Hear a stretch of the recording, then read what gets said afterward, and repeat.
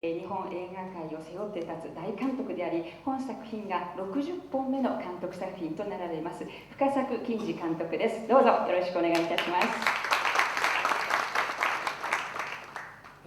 皆さん暑いところよくおいでくださいました。ありがとうございます。リセットの効かない人生だからというような一つの考え方で、一体いい年して何をやるんだというような声も聞こえましたし、確かにそういうことを感じる昨今でありましたけれど、私自身が生きながらですね、ただこの本を読んだ時のまずはこの平積みの帯42人の中学生皆殺しというようなことが単にショッキングという以上に、自分の中3の時に体験したいろいろなその頃戦争中だから当然のことだったんですが、いろんな死死類類の体験なども重ね合いまして、重なり合いまして、ぜひともこれはちょっと映像にしてみたいと思い出したわけです。実際にそういう経験のない若い人たち、相手にしながら果たして、どういうコミュニケーションの場が成立するのか、不安でもありましたけれど、今日まで、時を重ねながらやっぱり皆さん非常によく動いて、くださった。ますます面白くなるだろう。それにたけしさんと10年以上前から一つの因縁がありながら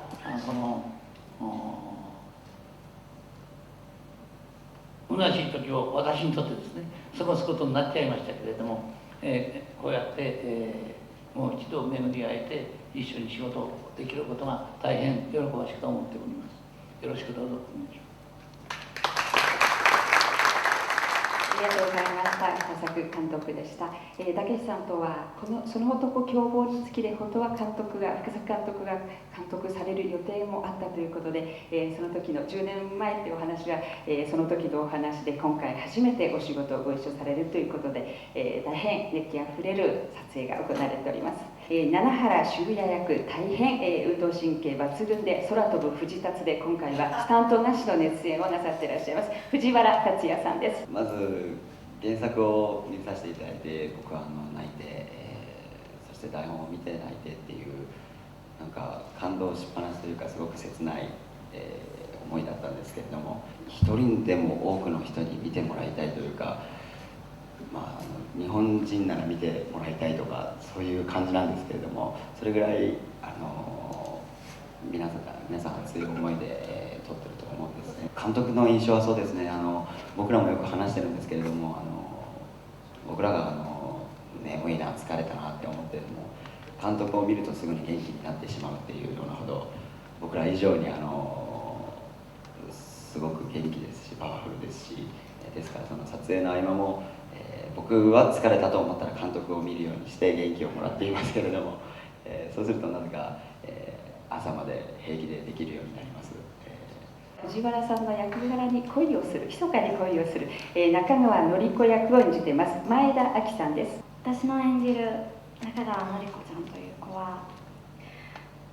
人に流されないような自分の考え方をちゃんと持ってて、価値観のある女の子で、話が進んでいってどんどん友達が一人ずついなくなっていくという、その時でもみんなは、自分の信じるものが分からなくなっちゃったりとか、一人ぼっちという怖さで自分以外何も信じられなくなったりとかしてしまう状況の時も、典子ちゃんは最後まで好きな人を信じて走り続けるという、すごく芯の強い女の子だなと感じました。深作監督はもう毎日朝早くから夜遅くまでの撮影が続いてるんですが、とても元気で、いつも、現場行くと私がパワーをもらっているような気がします。川田翔吾役の山本太郎さんです。お願いします。どうも、山本太郎です。僕オーディションを受けたんですけど、最初中学生が主役の映画やって聞いててオーディション受けたんで、多分僕がオーディションを受けに行く役柄は体育教師か何かかなと思ってたんですよ。そしたら実は中学生役だと聞いて、なんてぶっ飛んだ人だろうなと思いました。でもオーディションを受けに行って、で中学生役と聞いて無理だろうなと思ってたんですよ。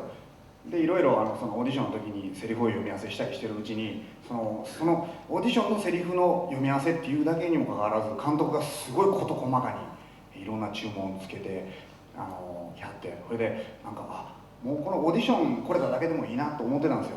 それがもうその日の夕方には結果が出るって聞いたんですけれども、夕方にも結果が出なくて、次の日にも結果が出なくて、23週間ずっと待っててですね、行くことになったと。25歳にもなって中学生役をやらせてもらえるなんて、本当深作さんって言葉悪いですけどイかれてるなっていうか、すいません監督でもですね、監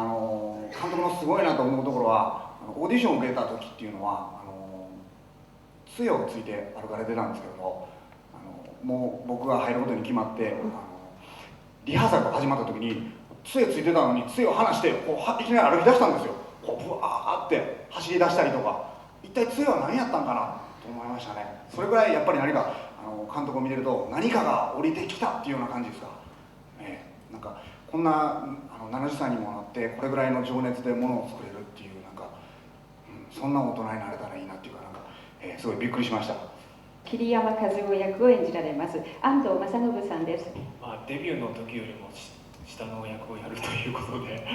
今回結構決まってからちょっと戸惑った部分もあったんですけども、これが最初で最後の書く姿かなと思うと、そこを楽しんで最後までやろうかなって感じです。そうですね、なんか好きなことやって本当にずっと生きていくのはいいなと思って、いやなんか本当年取るのも悪くないなと思いました。それでは続きまして、今回42人の生徒の殺し合いを監視する冷酷な、元教師、その名も北野役を演じられていますビートたけしさんです。お願いいたします。こんにちは。このタイトルが「バトルロワイヤル」というタイトルで殺し合いですけども、